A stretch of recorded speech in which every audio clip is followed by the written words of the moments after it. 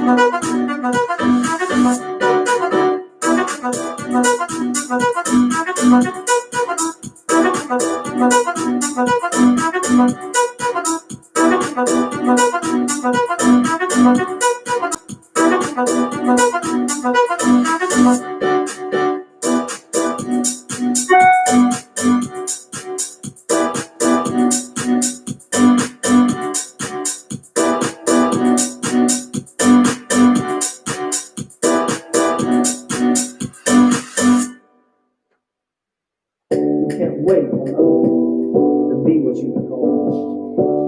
can't wait on their affirmation. You can't wait on their approval. You can't wait on their support. Sometimes you just gotta run and look behind you and say, everybody who wants to run, but I can't stop running because you're not running with me. Listen to me, hear me. You can't stop chasing your dream just because somebody in your life will chase it with you. You can't stop believing in yourself just because somebody in your life won't believe in you. You can't stop chasing the dreams of your life just because when you know when you do it, you're gonna have to do it all by yourself.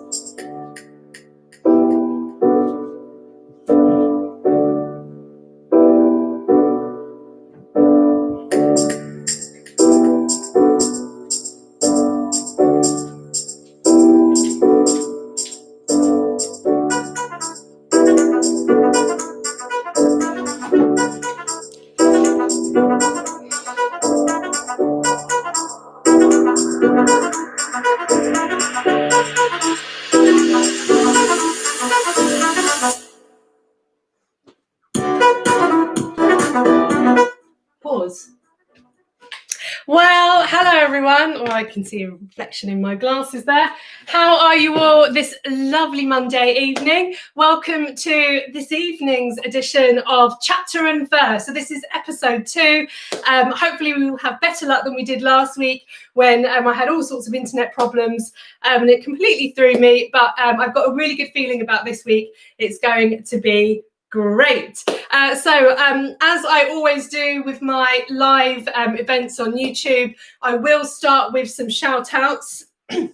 So Mummy English has been very busy this evening collecting in all of your lovely shout outs from the live chat. So a big hello to Nadine and Victoria in Canada who are getting to watch live. Now we've moved to an evening slot. So hello to you ladies.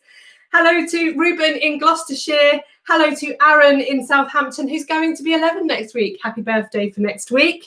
Hello to Dia's mum, who won't be expecting it. So hello to Dia's mum. And hello to Florence, who is 11 in Horbury. Hello to Adeline, who is 6, who is watching with her mummy. Hello to Natasha in Kettering. Hello to Sophie, who is 11 in Amersham. She's looking forward to Chapter and Verse. That's great, Sophie. So am I. Hello to Ellie in Barwell. Hello to Isla, Florence and Esther, who are all watching. Hello to Summer from Raynham. Okay, so who else? I think that's everybody. Fantastic. So a great start.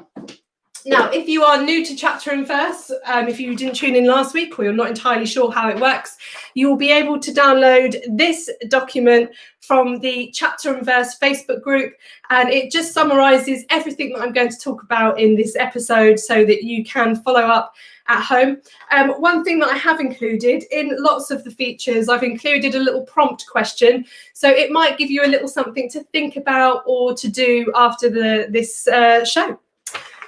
Right, so I'm going to start every week with word lovers. So I am a word lover. I love really interesting vocabulary. I love whipping out something fantabulous to make people's ears prick up and also to make myself sound a little bit smarter sometimes. So today, our word of the week, our word of Chapter and Verse this week is Catawampus. Okay, so this is in the same vein as boondoggle, so a really cool, strange sounding word. And this one actually has a similar meaning to pandemonium, which we looked at last week, if you tuned in last week. So Catawampus, it's an adjective. I've broken it down here so you can pronounce it. What I'd like you to do is just practice saying it, get your lips around the word Catawampus. It can sometimes be spelt and pronounced Catawampus. So So Cattywwampus. It's a variety of ways that that you can spell this word, and that's because it's changed over time, and it actually, we think, comes from a Scottish word. So it means something that's awry, or a situation that is completely out of control. So it is in fact very similar to last week's word pandemonium. So what I'm going to do now is ask you just to try and use it in a sentence. You have a choice of popping it into the live chat, shouting it out at the screen, discussing it with whoever you are watching chapter and verse with, or just jotting it down on a piece of paper. Or if you are like me, you might just choose to have a little dance around for 30 seconds instead. Okay? Play. Good luck.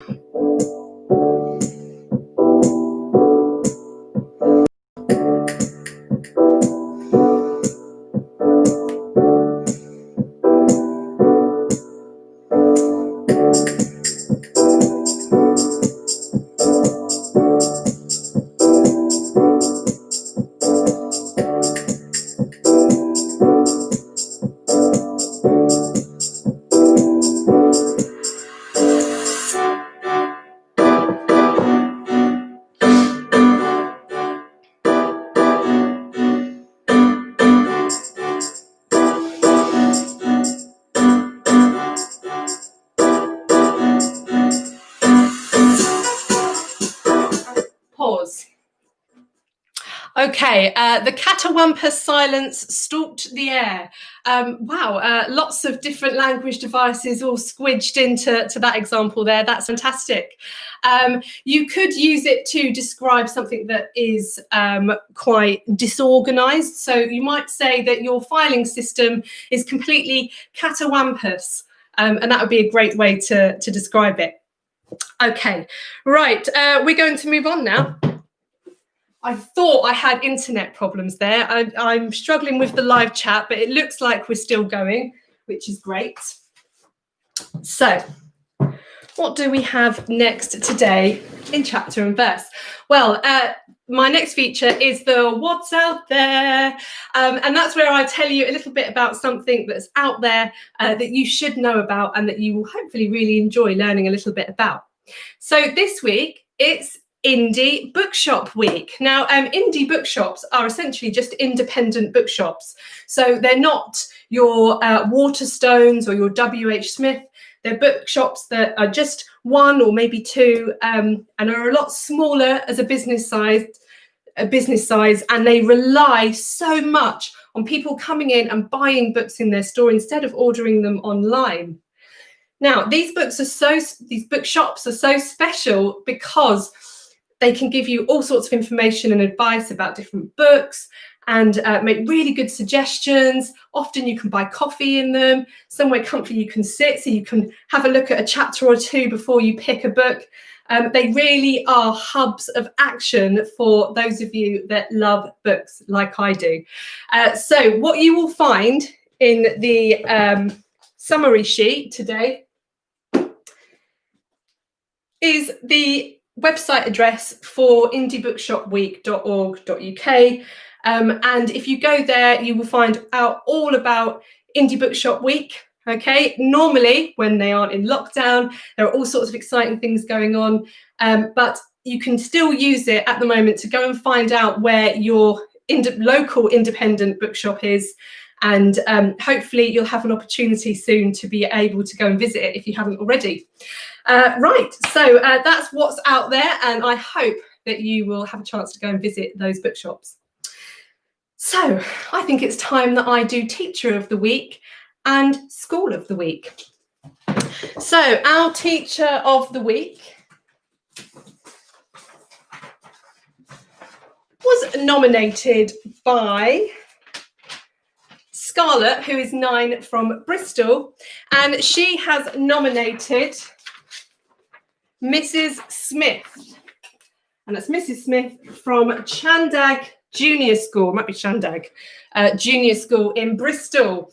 And she says that this teacher is now back at school and is teaching the Key Stage Bubble, but she's still supporting her Year 5 class, setting work, checking and commenting on work, all the things that are being sent in from home. She's having a good look at those. She's making videos to help them with maths and picking Star of the Week and making Friday roundup videos with quizzes and all sorts. And she's just being an absolute all-round star during this slightly weird, difficult time for us all. So a massive congratulations to Mrs. Smith. And there's your party popper. Scarlett, I will contact you to give you a certificate that you can pass on to Mrs. Smith. So now we need to do School of the Week. So our School of the Week this week was nominated by Frankie, age 11, and she's nominated Leckhampton Primary School because she says that they helped her and they've helped others understand more about themselves and what they are good at. She said they've helped her every day for 7 years, and although she's very sad to leave them, they've given her confidence in herself to step forward. Her younger sister is now there and enjoying 2 days a week, and she really likes to see her sister come home with a smile on her face, the same smile that she had whilst she was going to that school. She said she wants them to understand that she really appreciates their kindness and their hard work and how much they've made a difference. So a massive congratulations to Leckhampton Primary School in Cheltenham. Woo! Right, gosh, got a mouthful of party popper there. Right, so that brings us to the end of our Teacher of the Week and School of the Week. And I'm now going to move on to read this book. This is going to be an interesting one this week. Okay, so Read This Book every week is a feature in which one of you will review a book, hopefully a really interesting book that you really do think other people should know about. This week is a little bit different. So I've arranged for somebody to record a video of their review, and being the tech expert that I am, I'm going to show it to you on an iPad. I figured that was the best way to get it to you until I improve my technology skills. And I will pop it up on the board here for the rest of chapter and verse. And this reviewer will have a certificate sent to them by email. If you would like to be the reviewer next week, you just need to comment on this video with "Read This Book" and then your book suggestion, and I will pick something that sounds really interesting, probably not the sort of book that you would pick up in a supermarket. Let's see if we can start recommending more interesting books. So this week's recommendation comes from Olivia, who is 11. Right, let me see if I can show you this. I strongly recommend Wolf Breath. It's live. Hi, I'm Olivia, I'm 11. I strongly recommend Wolf Breath by Michelle Pfeiffer, which is the first in a series of 6 called The Chronicles of Ancient Darkness. It's an exciting, spine-chilling story which is set in the Stone Age, so the characters see the world in a completely different way to how we do now. It really makes you picture what life was like then, which was more of a fight for survival. The plot is about a 12-year-old boy called Torak and the wolf company befriends. It's about his quest to try and vanquish the Soul Eaters and their demon bear who are intent on controlling the world. Wolf Brother combines elements of facts, prehistoric fiction and fantasy. The book is written in a clear, engaging style and is action-packed, so you really can't put it down. In some chapters, it's written from the perspective of the wolf. In others, Torax, the scene is described in different ways. Each chapter ends on a cliffhanger, propelling you into the next. I recommend this book for older readers as it gets quite dark and themed. If you like wolves, dark magic and adventure, then this is the book for you. You really should read this book. Lovely. I hope that you could make sense of that review. I I challenge myself to improve my technology so I can just swipe these videos straight into your chapter and verse every week. But thank you very much to Olivia for that lovely, insightful review. And Olivia recommended this book, Wolf Brother by Michelle Paver. I'm going to pop it up here. But the information about the book is in the Chapter and Verse episode 2 summary that you can download from the Chapter and Verse Facebook group. And then you will be able to find it in your independent bookshop or online if you'd like to give it a go. Right, so now we're going to move on to my Spag Bag swag. Okay, so as I mentioned last week, lots of you will probably think swag is short for a swagger. Okay, but also it means cool things inside a bag, like your loot. So every week I will pull out a very, very quick mini spag lesson, and we'll do a tiny little bit of learning. And this week is no different. So this week we will be looking at should've. So here we go. Okay, where are we? Okay. Right. Mummy English just said to me that it wasn't very clear, Olivia's book review via the iPad, so I will pop it on the Chapter and Verse Facebook page. I'll just check with Olivia's family first, and I'll pop it on there so you can listen with it sounding loud and with technology in your favour. Right, so this week, our Spag Bag swag, should've. So is this should have or should of? I expect most of you will know this, but there's a good chance that your parents don't. So this might be a good one to take away from Chapter and Verse this evening and explain it to your parents. So should've, like this, is a contraction of should have. Okay, now we know this because the apostrophe there indicates that some words have been taken out or some letters have been taken out, and VE are the last two letters of have. But frequently people write should of, or could of, would of, must of, and that is not grammatically correct. Okay, so what I would like you to do very quickly is to have a go at using should have or could have or would have or must have in a sentence. Okay, visualize it as well and remind yourself that you will not use of, because that's not the right one. We sometimes feel like it is because should've does sound a bit like should've, and it's only natural that we would think to use of because it sounds similar, but that's not right. So I'm going to give you about 30 seconds to have a quick go. You can jot it down on your paper, put it in the live chat, shout it out at the screen, or just discuss it with whoever you are watching Chapter and Verse with this evening. Okay, good luck. Play.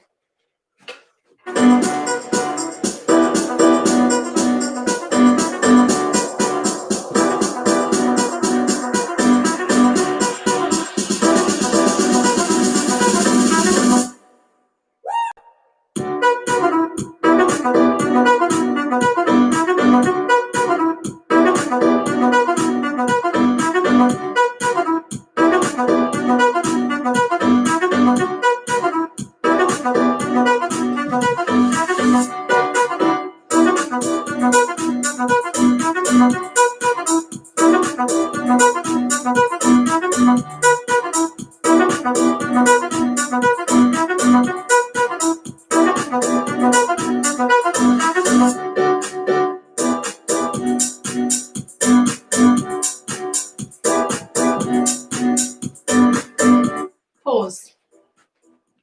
Okay, lovely. So hopefully you've had a little practice and you are now confident that you will be able to use that correctly in future. Now, what I'm going to do with this really important, useful information,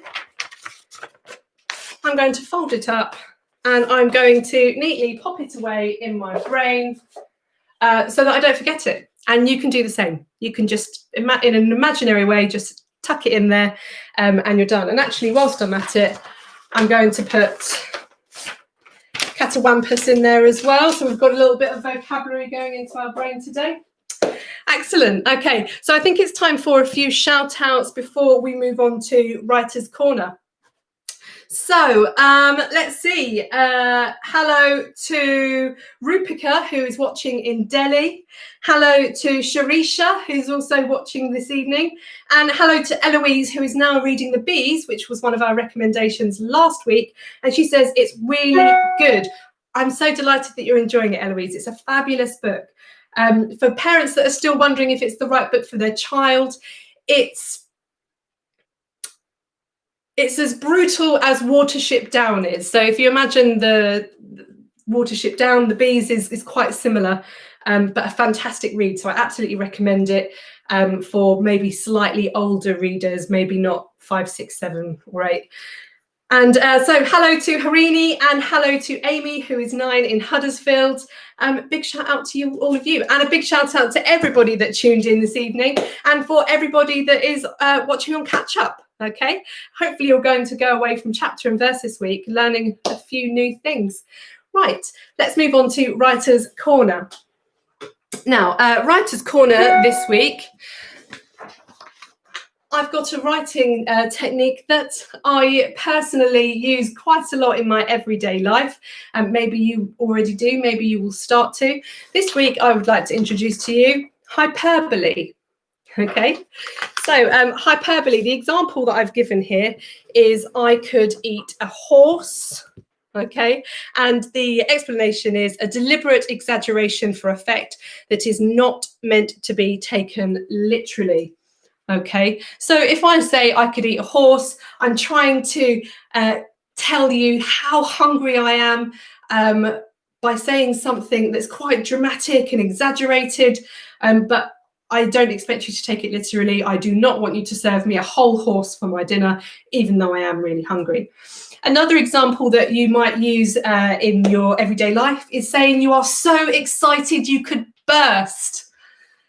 Well, I hope that you wouldn't burst with excitement. Not really, not like popping a balloon, but it does indicate how excited you are and you're being, again, quite dramatic and exaggerating.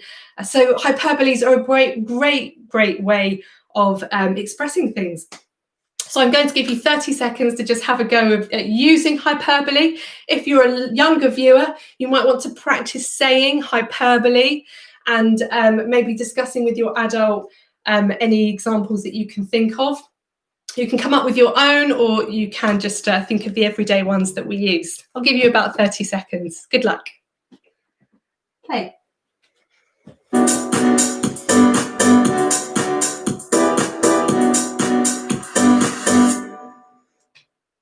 You can't wait on others to be what you become.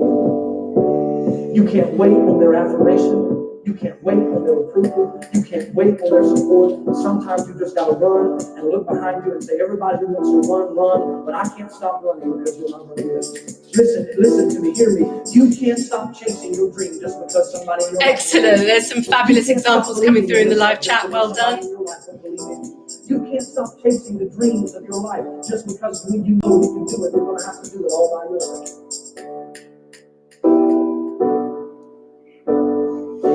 Fabulous. You guys have got it. Well done. Pause. Excellent. So I'm also going to pop hyperbole in my little brain storage. And what you can do with hyperbole is whip it out in your writing at school and really impress your teachers. And also when you're doing reading tasks with your teachers, you might recognise an example of hyperbole and you'll be able to tell your teacher exactly what it is, and I think they'd be very impressed. Okay, so let's have a couple more shout outs before we come right to the end. So hello to Naomi, who is 10, and Gabrielle, who is 7, and they both said hi. So hello to you guys. And hello to Lil's World. Mummy English really loved your example of a hyperbole. I'm so happy I could jump around like a goat after grass. It made her laugh. So well done for that one. Lovely. Right, so just a reminder of the read this book competition that I will run every week. If you put read this book and the name of the book and maybe a little bit about it in the comments, and I will pick one of them, and I will contact you in the next few days and arrange for you to do your own review, and you will be part of Chapter and Verse. If you would like to nominate one of your teachers or your school, you can put that nomination in the Facebook group, which is Chapter and Verse, and that's the same place that you can download the summary sheet from this show this evening. And like I said before, it's now got a few questions on it that might prompt you to do some learning after this show. This brings me sadly to the end of the show. Okay. Thank you very much for joining me this week. I can't believe the internet held out. It nearly went down at one point. I was worried, but we made it. Okay. Thank you for joining me. I look forward to you all joining me for the Spellathon on Friday. And of course, I'll be back next Monday with another episode of Chapter and Verse. Have a lovely evening and read a book.